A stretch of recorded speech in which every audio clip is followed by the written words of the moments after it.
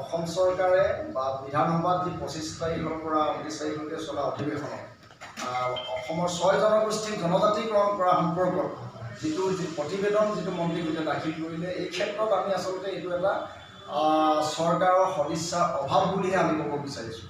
যিহেতু এই প্ৰতিবেদনত উল্লেখ আছে যে তেওঁলোকে যি ধৰণে টাই আহোমকে ধৰি আৰু দুটা জনগোষ্ঠীক ST ভেলী নামেৰে যিটো শ্ৰেণীকৰণ কৰিছে, যিটো সংবিধানত কোনো ব্যৱস্থা নথকা, গতিকে এইটোৰ জৰিয়তে পুনৰ আচলতে তেওঁলোকে কৈছে যে কেন্দ্ৰীয় চৰকাৰক আমি এইটো অনুৰোধ জনাম এই ধৰণৰ শ্ৰেণীকৰণক মানে মানি ল'বৰ কাৰণে। গতিকে এই ধৰণৰ শ্ৰেণীকৰণটো মানি নল'বও পাৰে, থকা বস্তু এটা ব্যৱস্থা এটা তেওঁলোকে মানি নল'বও পাৰে। গতিকে এইটোৰ জৰিয়তে আমি আশংকাত ভুগিছোঁ যে পুনৰ কেন্দ্ৰীয় চৰকাৰ অসম চৰকাৰে এইটো কেন্দ্ৰীয় চৰকাৰলৈ প্ৰেৰণ কৰি পুনৰ এইটো গেঠেলা মৰা এটা ব্যৱস্থাহে কৰিবলৈ গৈছে।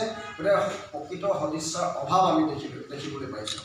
যদি সঁচাই সদিচ্ছা থাকিলহেঁতেন তেতিয়াহ'লে 2019 চনত সংসদত উত্থাপিত হোৱা যিখন বিল, সেই বিলখনকে আচলতে সংশোধন ঘটাই বৰ্তমানৰ ST সকলৰ কোনো ক্ষয় ক্ষতি নোহোৱাকৈ সংবিধান সংশোধন ঘটাই হ'লেও আচলতে 6 জনগোষ্ঠীক জনজাতিকৰণ কৰিব পাৰিলেহেঁতেন। কিন্তু 6 জনগোষ্ঠীক জনজাতিকৰণ কৰাটো অত্যন্ত জৰুৰী অসমৰ কাৰণে, যে যি অৱশিষ্ট বৃহত্তৰ অসমীয়া জাতীয় সত্তা আছে, এই বৃহত্তৰ অসমীয়া জাতীয় সত্তা সুৰক্ষিত কৰাৰ স্বাৰ্থতে আচলতে 6 জনগোষ্ঠীক জনজাতিকৰণ কৰাটো অত্যন্ত জৰুৰী। গতিকে এই কথাটো উপলব্ধি কৰিব লাগিব অসমবাসী ৰাইজে বা আমাৰ বৰ্তমানৰ জনজাতিসকলে। আচলতে এই জনজাতি ঘোষণা কৰাৰ পিছত more than 50%তকৈ অধিক জনজাতি যেতিয়া হৈ যাব, তেতিয়াহ'লে ৰাজ্যখনক জনজাতি ৰাজ্য ঘোষণা কৰিব পৰা যাব। আৰু আমি সংবিধানৰ 371 ক অনুচ্ছেদ অনুসৰি আৰু 370 অনুচ্ছেদ অনুসৰি আমি বিশেষ ৰাজ্যৰ মৰ্যাদা পাবৰ কাৰণে আমাৰ সুবিধা হ'ব, আৰু এইটো দাবী আছে ইতিমধ্যে সকলো অসমবাসীৰে। সেই ভিত্তিত আচলতে আমি যুগ যুগান্তৰলৈকে আমাৰ ৰাজনৈতিক ক্ষেত্ৰ হওক, অৰ্থনৈতিক ক্ষেত্ৰ হওক, সমাজ সংস্কৃতি সকলোবিলাক অসমৰ আমি ভাষা সংস্কৃতি সুৰক্ষিত কৰিব পাৰিম। গতিকে এই ভিত্তিত আচলতে আমি এই 6 জনগোষ্ঠীক প্ৰথমেই জনজাতিকৰণ কৰাটো আমি বিচাৰিছোঁ।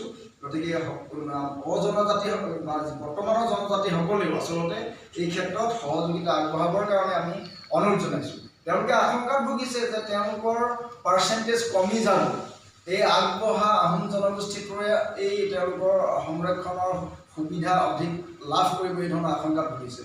কথাটো হ'ল বৰ্তমান থকা যি ST প্লেইন আৰু ST হিলছৰ দুইটা লগ লগাই যিটো 15% সংৰক্ষণ, এই সংৰক্ষণতকৈ অধিক ST কাৰণে আহি যাব যদি এই 6 জনগোষ্ঠীক জনজাতিকৰণ কৰাৰ পিছত যিটো OBCৰ পৰা আচলতে পাৰ্চেণ্টেজ কমি আহিব, OBCৰ পৰা পাৰ্চেণ্টেজ কমি অহাৰ লগে লগে আচলতে সেইটো STলৈ সেইটো বৃদ্ধি হৈ যাব।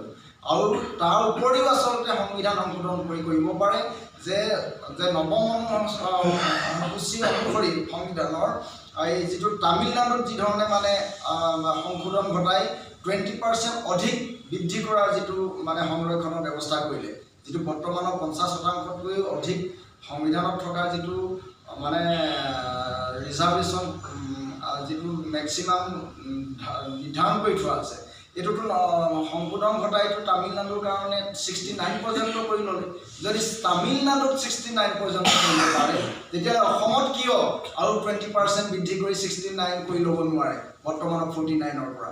তেতিয়াহ'লে অন্ততঃ ST পাৰ্চেণ্টেজটো বাঢ়ি যাব। ST পাৰ্চেণ্টেজটো যেতিয়া বাঢ়ি যাব, তেতিয়াহ'লে বৰ্তমানৰ ST সকলে আশংকাত ভোগাৰ কোনো যুক্তিয়ে থাকিব নোৱাৰে। গতিকে এই কথাখিনিৰ ভিত্তিত আচলতে যুগ যুগান্তৰলৈকে অসমৰ ভৱিষ্যত সুৰক্ষিত কৰিবৰ কাৰণে আমি এই দাবীটো, এই বিকল্প ব্যৱস্থাটো আমি দাবী ধৰিছোঁ। গতিকে এইখিনি বিশেষজ্ঞসকলে বা আইনজ্ঞসকলে আলোচনা কৰি ইয়াৰ সমাধানৰ উত্তৰ দিব বুলি আমি বিবেচনা কৰোঁ। গতিকে চৰকাৰে এইখন ভেকু ভাঙনালৈহে আচলতে নিছে বুলি আমাৰ ধাৰণা হয়। যদি সম্ভৱ কৰিব পাৰেতো নিৰ্বাচনৰ আগতো ভালৰে কথা, আমিতো ৱেলকাম কৰিম, ধন্যবাদ জনাম। কিন্তু আমাৰ সন্দেহ উপজিছে এই ধৰণৰ মন্ত্ৰী গোটেই যিটো প্ৰতিবেদন দিলে, এই প্ৰতিবেদনৰ এইখিনিয়ে কথা অনুৰোধ।